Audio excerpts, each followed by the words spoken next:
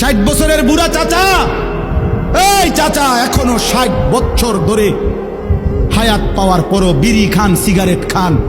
এই বিড়িওয়ালা মুখ নিয়ে কোন লজ্জায় নবীজির সামনে দাঁড়াবেন? এই বুড়া, মনে রাখো তুমি, আমার নাম আনিসুর রহমান। আমি যদি আর কোনোদিন নাও আসি, একদিনই বলে গেলাম,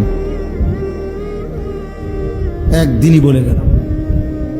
কেমনি দাঁড়াইবেন?